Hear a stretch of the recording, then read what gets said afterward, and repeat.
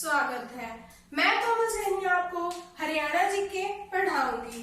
तो फ्रेंड्स, जैसे कि हमने फर्स्ट वीडियो में हरियाणा जीके का ओवरव्यू सिलेबस पढ़ लिया था, तो आज हम फर्स्ट क्लास स्टार्ट करते हैं हरियाणा जीके की। और आज का टॉपिक है हरियाणा का इतिहास। क्या है फ्रेंड्स? हरियाणा का इतिहास। तो फ्रेंड्स, हम अपने हरियाणा की बात करेंगे। किसकी बात करेंगे? हरियाणा की। हरियाणा का इतिहास कब से प्रारंभ माना जाता है? मतलब कि हरियाणा का इतिहास कौन से काल से प्रारंभ माना जाता है? वो है वैदिक काल। कौन सा है वो? वैदिक काल। कई बार फ्रेंड्स क्वेश्चन भी आ जाता है कि वैदिक काल का टाइम पीरियड क्या है? 1500 ईसा पूर्व से लेके 600 ईसा पूर्व तक। और वैदिक काल को फ्रेंड्स दो भागों में डिवाइड किया गया है, पूर्व वैदिक काल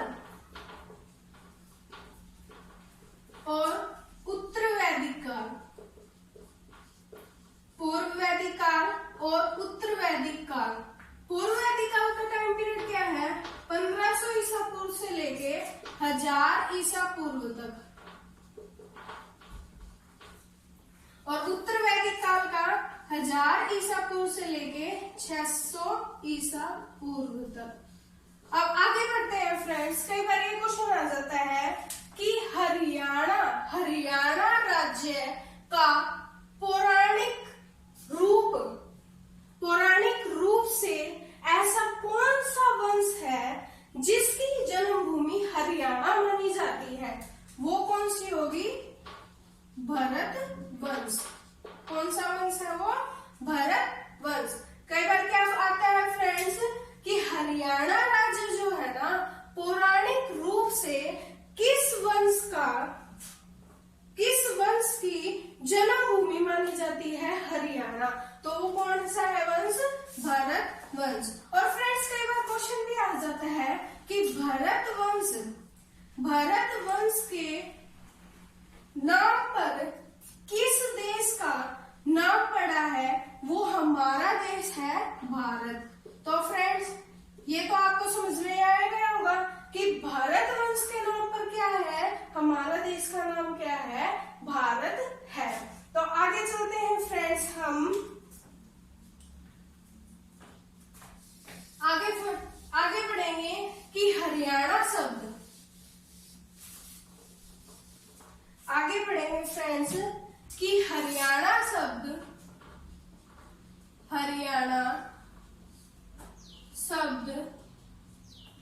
सर्वप्रथम किस में उल्लेखित है, या किस में उल्लेख किया गया है? हरियाणा शब्द का सर्वप्रथम किस में उल्लेख किया गया है? वो है ऋग्वेद। किसमें? ऋग्वेद में। आपने फ्रेंड्स वेदों के बारे में पढ़ाई होगा। 4 वेद होते हैं। First Rigveda, second Samaveda, third Yajurveda, fourth Atharvaveda. ठीक है, तो हमने क्या पढ़ा?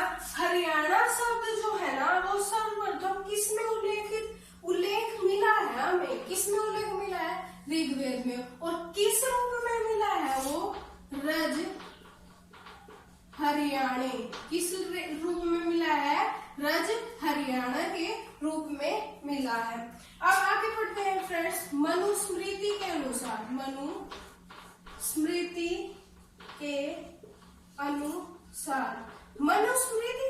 पढ़ते हैं। स्मृति मतलब होता है याद की हुई चीज।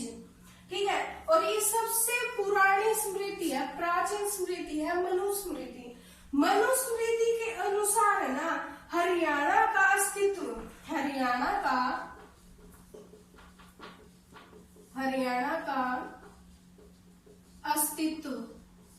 कहां से माना गया है?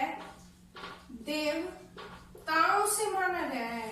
कहां से माना गया है? देवताओं से माना गया है। देवताओं से माना गया है। तो फ्रेंड्स इस हरियाणा का नाम क्या पड़ गया? ब्रह्मवर्त, ब्रह्म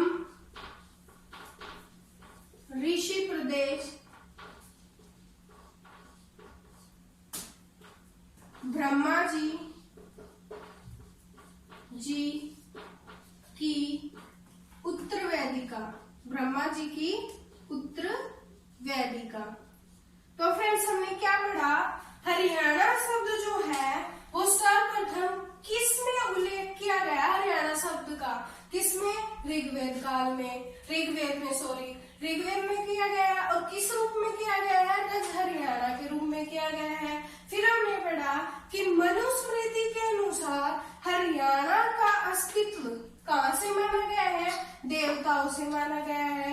और इसीलिए मनुस्मृति में इनको क्या कहा है? ब्रह्म कहा गया है, ब्रह्मवर्त कहा गया है, ब्रह्म ऋषि प्रदेश कहा गया है, ब्रह्मा जी की उत्तर वेदिका कहा गया है। तो फ्रेंड्स हम आगे करते हैं।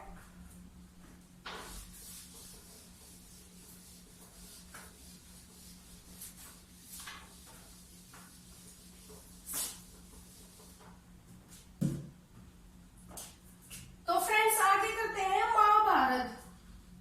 कई बार फ्रेंड्स ये आ जाता है कि महाभारत में हरियाणा को किस नाम से जानते हैं? हरियाणा को महाभारत में किस नाम से लिखा है? वो कहा जाता है बहुधान्यक। किस नाम से? बहुधान्यक। किस नाम से फ्रेंड्स? बहुधान्यक। अब कई बार फ्रेंड्स ये आ जाता है कई पेपरों में कि बहुधान्यक का मतलब क्या होता है? तो इसका मतलब होता है बहुत सारा अनाज। मतलब फ्रेंड्स हमारी जो हरियाणा है ना, हमारा जो हरियाणा है वो अत्यधिक समृद्ध भूमि है। यहाँ पे मतलब समृद्ध भूमि का मतलब यहाँ पे कृषि योग्य भूमि है जिससे हमें बहुत सारा अनाज मिलता है। तो महाभारत में क्या कहा था? हरियाणा को बहुधान्य कहा था। और बहुधान्य का मतलब होता है बहुत सारा अनाज। तो फ्रेंड्स महाभारत का जो युद्ध है ना, वो 900 ईसा पूर्व माना जाता है। कितने ईसा पूर्व? 900 ईसा पूर्व माना जाता है। और इसमें 18 पर्व है और 18 ही अक्षौहिणी सेना है, जिसमें से 18 अक्षौहिणी सेना है, जिसमें से 11 कौरव है, कौरवों के पास थी, और 7 पांडवों के पास थी। फ्रेंड्स इतना समझ में आपको आ गया होगा। अब आगे करते हैं कि 48 जो महाभारत का युद्ध हुआ था ना, महाभारत का युद्ध, वो भूमि 48 कोष की थी। कितने कोष की थी? 48 कोष की थी। और महाभारत में ना, महाभारत के नकुल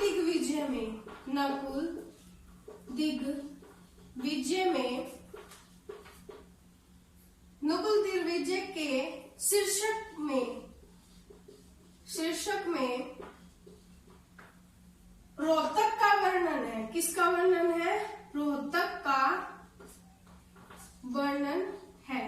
तो ये आपको फ्रेंड्स मैंने महाभारत के बारे में भी थोड़ी डिटेल दे दी है कि महाभारत का युद्ध कब से माना जाता है? 1900 ईसा पूर्व पहले माना जाता है। और महाभारत में कितने पर्व है? 18 पर्व है। और 18 अक्षौहिणी सेना थी, जिसमें से 11 कौरवों के पास थी, 7 पांडवों के पास थी। और महाभारत का जो युद्ध हुआ था वो कितनी की भूमि थी? वो कितने कोष की भूमि थी? 48 कोष की। और महाभारत के नकुल दिग्विजय के शीर्षक में रोहतक का वर्णन है।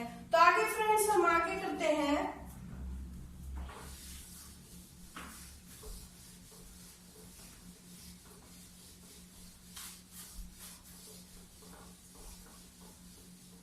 एक फ्रेंड्स मैं बताना चाहूंगी कि हरियाणा जो शब्द है ना, हरियाणा जो हमारे राज्य का हरियाणा नाम पड़ा था, वो मानते हैं कि बहुत सारे मत थे हरियाणा में।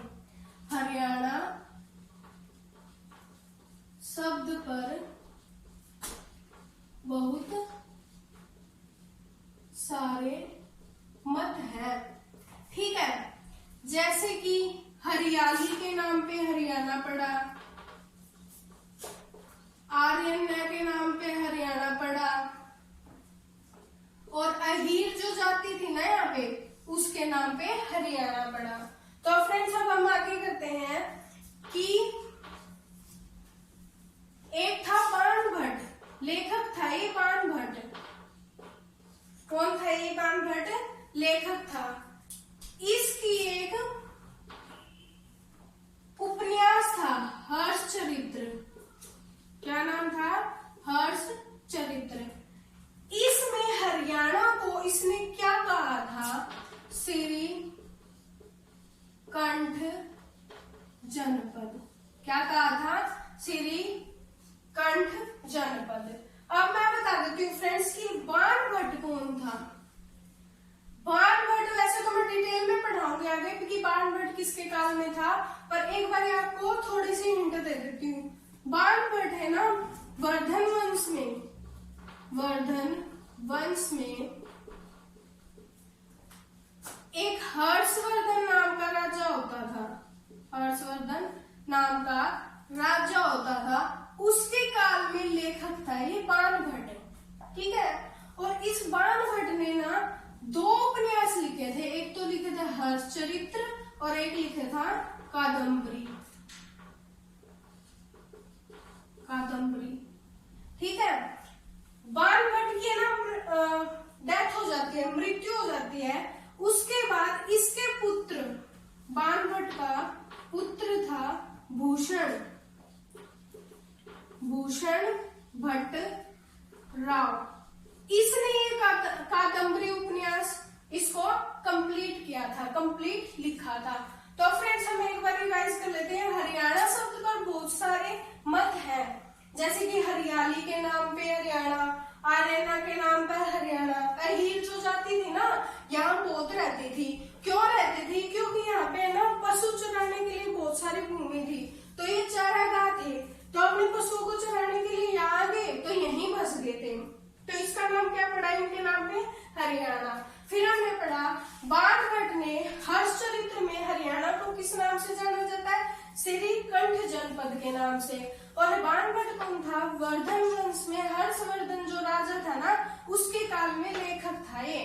और इसने कौन सी 2 उपन्यास लिखे थे? हर्षचरित्र, कादम्बरी।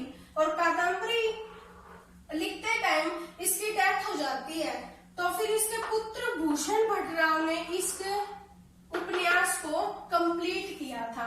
तो फ्रेंड्स एक क्वेश्चन और आ जाता है कि श्रीकंठ जनपद किसका नाम है? और ऑप्शन में हरियाणा नहीं था, तो उस टाइम पे ऑप्शन में क्या था? कुरुक्षेत्र था। क्या था? कुरुक्षेत्र था।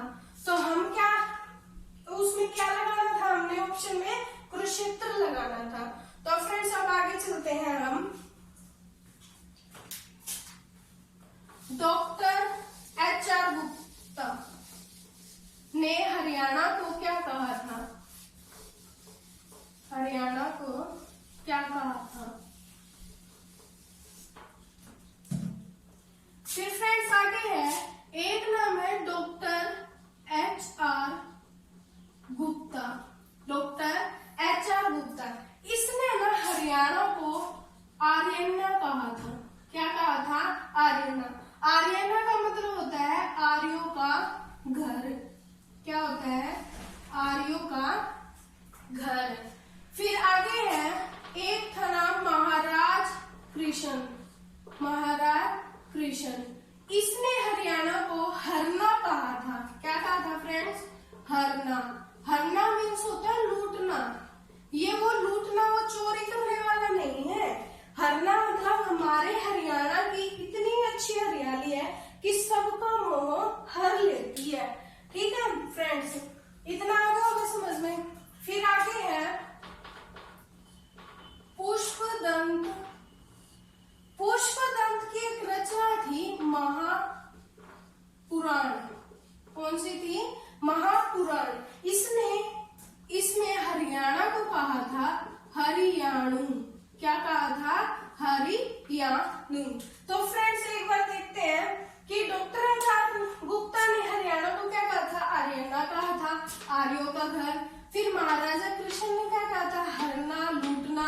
और पुष्पतंत्र ने क्या कहा था? महापुराण में अपनी रचना में कहा था हरियाणु। ठीक है फ्रेंड्स। और महाभारत में हरियाणा को किस नाम से जानते थे? बहुधान्य। बहुधान्य का मतलब क्या होता है? बहुत सारा अनाज। तो अब आगे करते हैं फ्रेंड्स।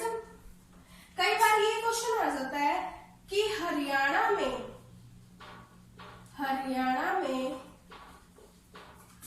संगीत के साक्ष्य कौन सी शताब्दी में मिले और कहां मिले? तो फ्रेंड्स, हरियाणा में संगीत के साक्ष्य दूसरी शताब्दी में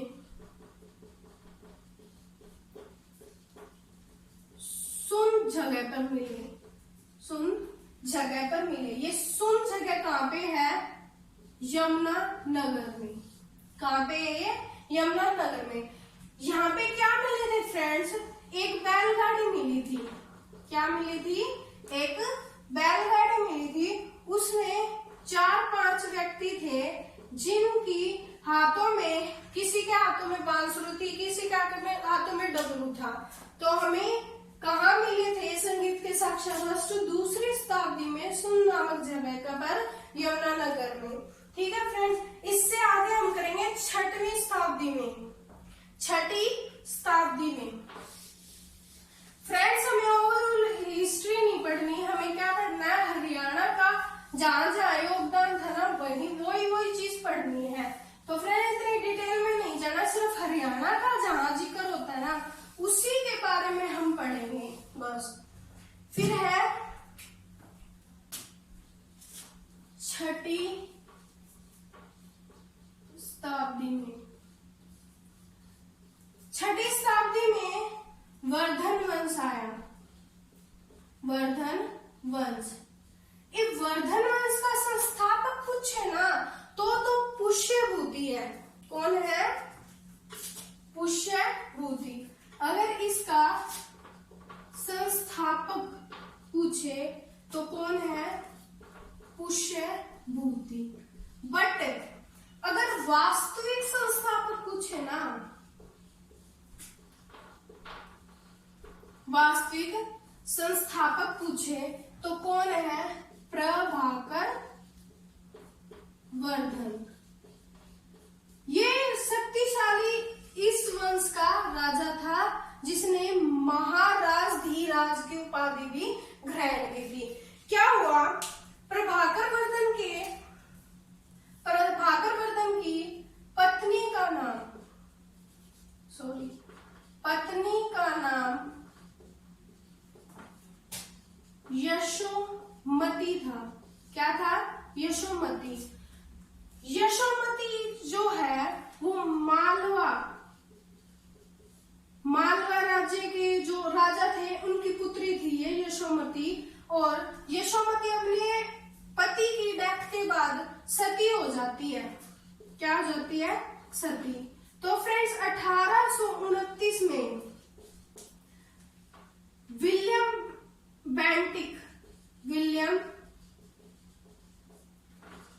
बेंटिक और राजा राम मोहन राय ने सती होने पर बैन लगा दिया था। इन दोनों ने इनकी प्रयासों के हिसाब से सती पर क्या लगा दिया था? बैन लगा दिया था। तो फ्रेंड्स, हमने क्या पढ़ा? छठी शताब्दी में वर्धन वंश संस्थापक कौन था? पुष्यभूति था। वास्तविक संस्थापक कौन था? प्रभाकर वर्धन था। इसकी पत्नी कौन थी? यशोमती थी। वो कहाँ की थी? मालवा का राजा था, उसकी पुत्री थी। और फिर यशोमती सती हो जाती है अपने प्रभाकर वर्धन के पति की डेथ के बाद। तो सती जो थी ना, 1829 में विलियम बेंटिक और राजा राम मोहन राय ने सती प्रथा पर बैन लगवाया। इनके प्रयासों से सती प्रथा पर बैन लग गया। तो फ्रेंड्स, आगे बढ़ते हैं।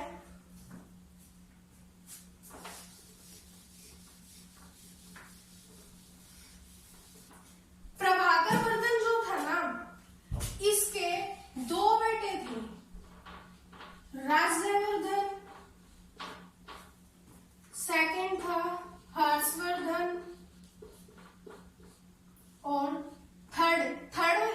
बेटी थी राज्यश्री, इसकी पुत्री थी राज्यश्री। ये दोनों पुत्र थे और ये थी पुत्री।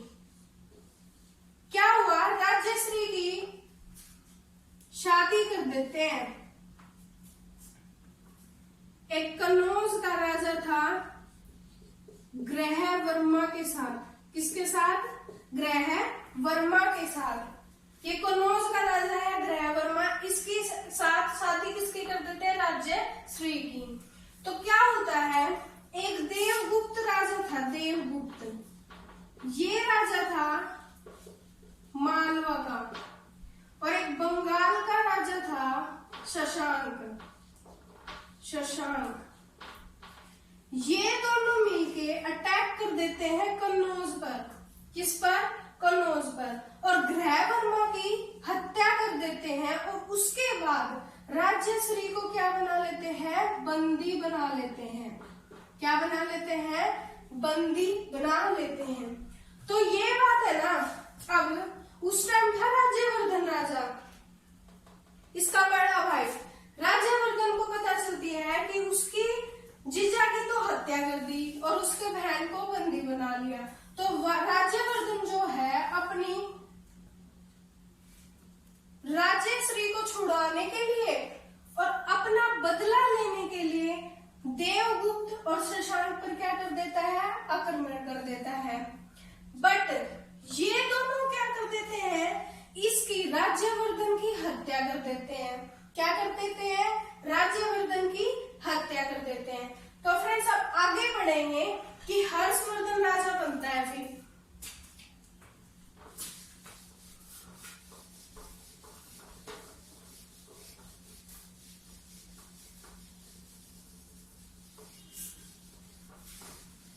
तो फ्रेंड्स अब बनेगा हर्षवर्धन राजा।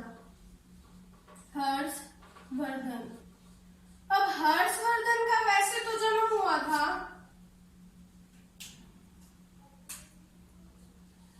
590 ईस्वी में। 590 ईस्वी में, ठीक है। पर ये राजा बना था 606 ईस्वी में। कब बना था ये? 606 ईस्वी में, ठीक है। तो ये राजा बनता है हर्षवर्धन 606 ईस्वी में, और ये होता है सिर्फ 15 साल का। 15 साल का। ये क्या करता है, जो देवगुप्त था ना, देवगुप्त और शशांक था, उन पर अटैक करता है। क्यों करता है? अपनी बहन को बचाने के लिए, बंदी से छुड़वाने के लिए, और अपने जीजा की हत्या का बदला लेने के लिए, और अपने भाई राज्यवर्धन की हत्या का बदला लेने के लिए। तो क्या करता है ये, जो देवगुप्त होता है ना, इसकी तो क्या कर देता है, ये हत्या कर देता है। और शशांक क्या है, वो भाग जाता है। वो भाग जाता है। फिर इसमें किसका, कन्नौज पे किसका राज हो गया? अब हर्षवर्धन का। कन्नौज पे किसका राज हो गया? अब हर्षवर्धन का। और एक बात और फ्रेंड्स, प्रभाकर वर्धन जब आया ना, प्रभाकर वर्धन जब था, तो इनकी राजधानी थी स्थानेश्वर। जो हमारा कुरुक्षेत्र में थानेसर है ना, उसी को पहले क्या कहा जाता था? स्थानेश्वर कहा जाता था। अब इसने क्या किया, हर्षवर्धन ने पहले तो जो इसकी बहन थी ना राज्यश्री थी, वो सती होने के लिए कहाँ चली गई? विंध्याचल वन में चली गई। विंध्याचल वन में चली गई। फिर ये इस अपने सिस्टर को ढूंढते हुए गया विंध्याचल वन में, और इसने अपनी सिस्टर को समझाया कि आप सती मत होइए, मेरा आगे पीछे कोई नहीं है, सिर्फ आप ही हो। तो ये मान जाती है। फिर ये हर्षवर्धन के साथ चली जाती है। और कन्नौज का जो राज था ना, कन्नौज का जो राज्य था, दोनों बहन भाई मिलके चलाते हैं। और हर्षवर्धन ने कन्नौज को दूसरी राजधानी बना ली थी। क्या बना ली थी? दूसरी राजधानी बना ली थी।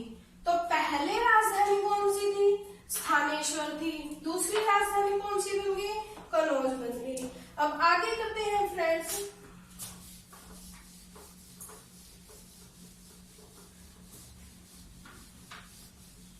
इसके काल में ना, हर्षवर्धन के काल में, मैंने आपको बताया था एक लेखक था बाणभट्ट, बताया था। बाणभट्ट की रचना कौन कौन सी थी? उपन्यास कौन कौन से थे? हर्षचरित्र। दूसरी क्या था? कादम्बरी। हर्षचरित्र किसके ऊपर थी? हर्षवर्धन के चरित्र के ऊपर ही थी। फिर 629 ईस्वी में, 629 ईस्वी में अगर इंडिया लेवल पे पूछे ना, तो 629 ईस्वी में एक चीनी यात्री था, चीन का यात्री था। क्या नाम था उसका? ह्वेंग सांग। क्या नाम था? ह्वेंग सांग। ठीक है फ्रेंड्स, इसको ह्वेंग सांग को क्या कहते हैं? नीति का पंडित कहते हैं। ठीक है, नीति का पंडित कहते हैं। और फ्रेंड्स ह्वेंग सांग जो है ना, वैसे इंडिया के लेवल पे पूछे तो 629 ईस्वी में, अगर हम अपने हरियाणा में पूछे ना, तो 634 ईस्वी में ये चीनी यात्री आया था अपने हरियाणा में। और 644 ईस्वी में क्या हुआ था? ये वापिस चला गया था। कहाँ चला गया था? वापिस चला गया। तो फ्रेंड्स हमने क्या पढ़ा? बाणभट्ट। बाणभट्ट के दो उपन्यास थे, एक थे हर्षचरित्र और एक कादम्बरी। हर्षचरित्र क्या था? हर्षचरित्र हर्षवर्धन काल के चरित्र के बारे में बताता है, यह उपन्यास हर्षचरित्र। फिर है हमने पढ़ा 629 ईस्वी में एक चीनी यात्री ह्वेंग सांग, चीनी यात्री ह्वेंग सांग भारत में आया था, जिसे हम क्या कहते हैं? नीति का पंडित कहते हैं। और यात्रियों का राजकुमार कहते हैं, यात्रियों का राजकुमार कहते हैं। और ह्वेंग सांग की फ्रेंड्स एक पुस्तक थी सीयू की। क्या थी? सीयू की। तो फ्रेंड्स हमने क्या पढ़ा? 629 ईस्वी में चीनी यात्री जो ह्वेंग सांग था वो कहाँ आया था? भारत में। अगर हरियाणा पूछ रहे, हरियाणा में कब आया था? 634 ईस्वी में आया था। और इसे क्या कहते हैं? नीति का पंडित कहते हैं, यात्रियों का राजकुमार कहते हैं। और इसकी पुस्तक कौन सी थी? सीयू की पुस्तक थी। अब आगे है फ्रेंड्स कि हर्षवर्धन था ना, जो हर्षवर्धन, उसकी रचना कौन कौन सी थी? हर्षवर्धन की रचना एक तो थी रत्नावली, एक थी नागानंद, एक थी प्रियदर्शिका। फ्रेंड्स आपको ये याद न रहे तो कैसे करोगे? नाग के पास प्रिय रतन होता है, नाग के पास प्रिय रतन होता है। और रत्नावली जो है ना फ्रेंड्स, फेस्टिवल भी मनाया जाता है। कहाँ? हमारे कुरुक्षेत्र में। कब से कब तक लगता है ये? 1 नवंबर से 7 नवंबर तक। 1 नवंबर से 7 नवंबर तक। तो फ्रेंड्स हमने क्या पढ़ा? हर्षवर्धन जो है, हर्षवर्धन की रचना कौन कौन सी थी?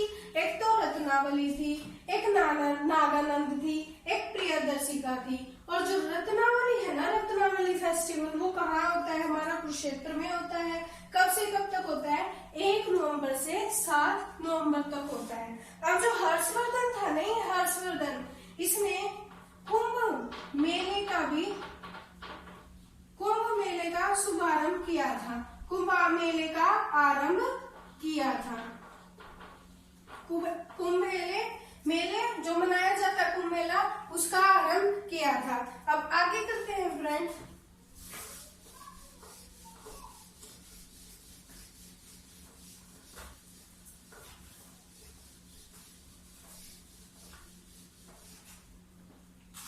अब फ्रेंड्स 634 ईस्वी में और 635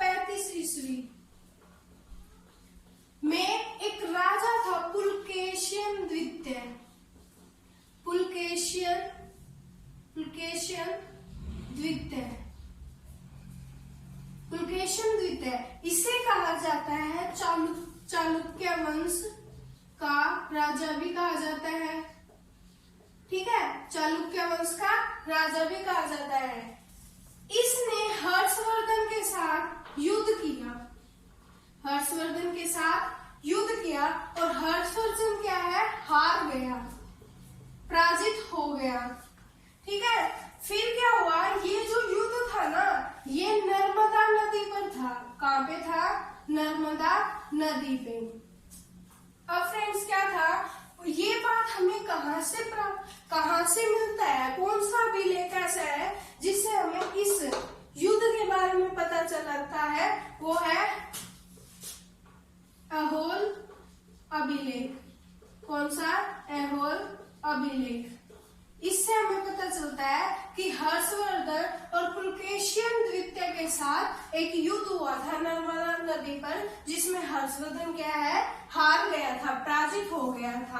फिर इसके बाद फ्रेंड्स है कि हर्षवर्धन की मृत्यु कब होगी थी,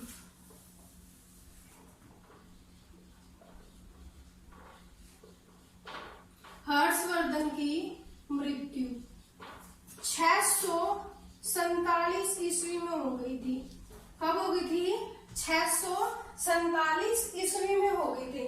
तो कई बार ये आ जाता है कि हर्षवर्धन का राज्य कब था ना, जो वो राजा बन के रहा, वो कब से कब तक था, 606 ईस्वी से 647 ईस्वी तक। और इसका जन्म कब से माना जाता है, 590 ईस्वी।